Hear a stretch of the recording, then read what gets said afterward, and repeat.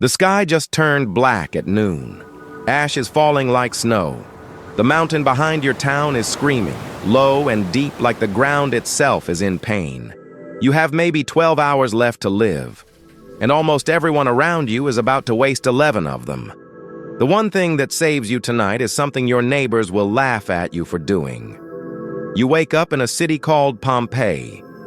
It is a hot morning in the year 79 AD. You are not rich. You are a dock worker near the harbor. Strong hands, empty pockets. You share 2 small rooms with your family. This is a good town. Wine, fish, bread, noise. 20,000 people packed between the sea and a green mountain called Vesuvius. Nobody in Pompeii knows that mountain is a volcano. There is no word for it yet. To you, it is just the hill where the best grapes grow. The ground has been shaking for days. Wells have gone dry. Dogs are nervous. But you have felt earthquakes your whole life here. They always pass. So this morning, you do what everyone does. You go to work. Here is the truth that kills most of Pompeii. The danger is not the fire. The danger is your own calm. Around midday, the mountain explodes. A column of smoke shoots straight up into the sky, higher than anything you have ever seen. It spreads at the top like a giant tree made of black cloud. And then it starts to rainstone.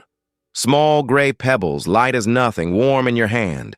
They bounce off the roofs. They fill the streets. They are not heavy, not yet. This is your first decision. The harbor is close. There are boats. Do you run for the sea right now while you still can see the road? Or do you go home, grab your family, and wait for this strange storm to pass, like every storm before it? Most people choose to wait. You probably would too. Because running means leaving everything. Your home, your savings, your whole small life. And it is just falling rock. It does not even hurt. So you go inside, you close the door, you tell your family it will be over by morning. This is the biggest mistake in Pompeii. The stone does not stop. Hour after hour it falls. The light gray pebbles pile up, knee deep, then waist deep in the streets, and it gets heavier. On the roof above your head, the weight is building. A finger of stone, then an arm, then the weight of 10 men, pressing down on wooden beams that were never built for this. Outside, you hear the first roof collapse, then another, wood cracking, people screaming under it. You cannot open your front door anymore. The stone has buried it from outside. The air is changing too. It smells like rotten eggs, like sulfur. Every breath is a little harder than the last, and it is completely dark. The sun is gone. In the middle of the day, you cannot see your own hands. The people who feel safest right now, sealed inside their solid stone homes, are already trapped in their own tombs. But you are not dead yet. There is one last chance, and it depends on one thing. Did you keep a way out? Some people that night tied a pillow to their head with cloth to stop the falling stone. Others grabbed a lamp and dug upward, out through a window, into the burning dark. If you are one of them, you climb out into a nightmare. The street is gone. You are walking on top of it, on a hill of stone that buried the whole town. The mountain is glowing red. You move toward the sea because down is away from the mountain. You feel the wall of each house with your hand. You breathe through cloth. You do not stop. You do not look back, because something worse is coming. In the early morning, the column in the sky finally collapses, and it comes down the mountain as a wave of gas and ash, faster than a running horse, hot enough to kill a body in a single breath. It hits the town of Herculaneum first.